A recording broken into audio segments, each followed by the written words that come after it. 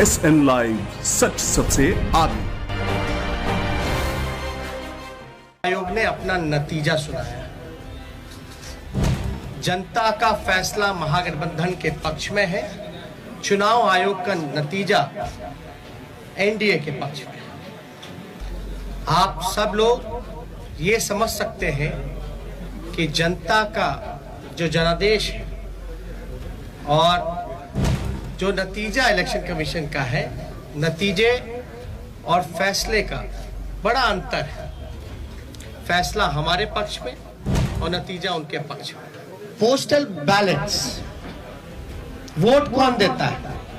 जो सर्विस में है, ज्यादातर शिक्षक लोग हैं जो कि एजुकेटेड हैं, वो लोग हैं जो जागरूक लोग हैं, जो जानते हैं कि वो पोस्टल से भी मतदान कर सकते हैं।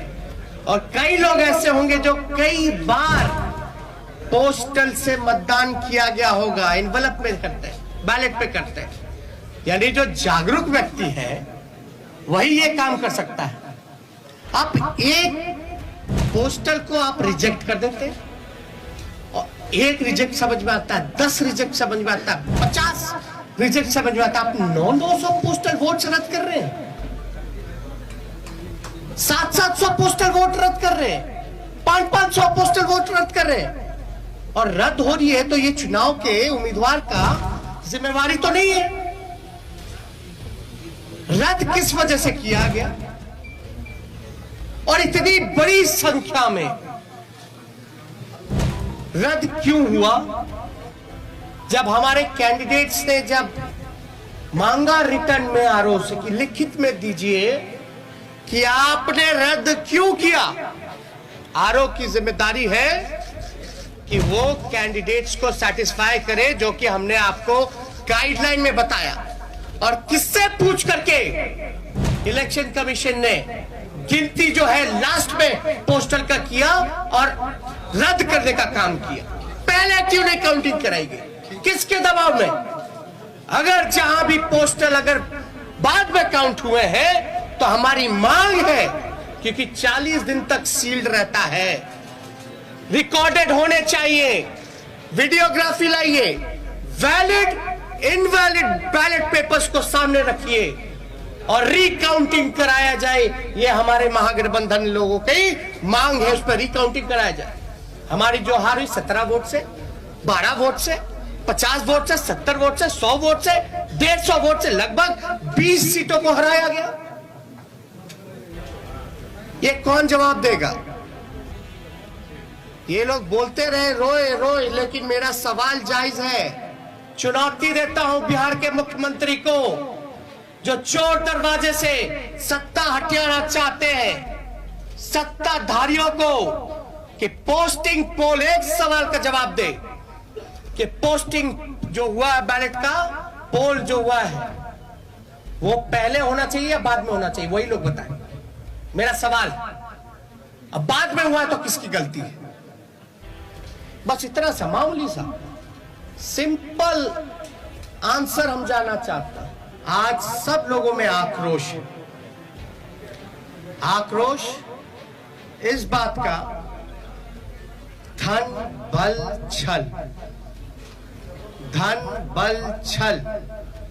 एक तरफ देश के प्रधानमंत्री, बहुत ही शक्तिशाली प्रधानमंत्री, और एक बिहार के मुख्यमंत्री, तमाम पूंजीपति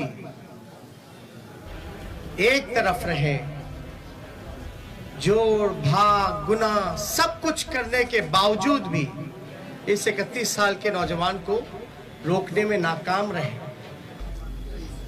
तब जाकर के जो बीजेपी का जो प्रकोष्ठ है, आप प्रकोष्ठ भली भांति समझ सकते हैं कि बीजेपी का प्रकोष्ठ कौन है। बीजेपी के प्रकोष्ठ ने जोड़ भाग गुना सब कुछ किया, फिर भी राष्ट्रीय जनता दल को सिंगल लार्जेस्ट पार्टी होने से रोक नहीं पाई। और महागठबंधन के सभी साथियों ने एकजुट होकर के हम लोगों ने मुद्दे की चुनाव पर हम लोग चुनाव लड़ने का काम किया। और आप जानते हैं कि ये मुद्दा कुछ लोगों ने असमर्थता जताई कि नौकरी नहीं दी जा सकती, जो कि डबल इंजन का चेहरा है। जो लोग बड़े बड़े दावे करते थे कि चेहरे का कमाल है कि राष्ट्रीय जनता दल को हमने कहां से कहां पहुंचा दिया, आज देखिए उनका चेहरा तीसरी नंबर पे चले गए। तीसरी नंबर पर नीतीश कुमार जी, साफ तौर पे ये समझ लें, भाजपा के लोग साफ तौर पे ये समझ लें, ये जो जनादेश है ये बदलाव का जनादेश है।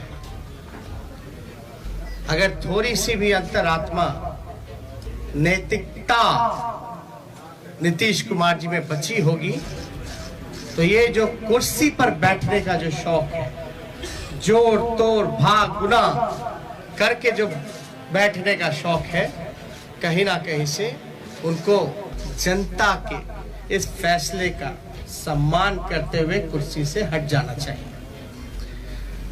और कुछ लोग भले ही कुर्सी पर बैठे, लेकिन महागठबंधन और हम लोग जनता के दिलों में बैठे हुए हैं। जनता। नमस्कार, SL लाइव में आपका स्वागत है। आपके जीवन से जुड़ी हो बातें या पॉलिटिक्स से जुड़ी हो खबरें या विधानसभा चुनाव की हो जानकारियां या फिर हर छोटे बड़े क्राइम आप तक पहुंचाने के लिए हर पल हर घड़ी आपके बीच SL लाइव मौजूद है। इस चैनल को ज़्यादा से ज़्यादा शेयर करें, सब्सक्राइब करें, लाइक करें और देखते रहें SL लाइव।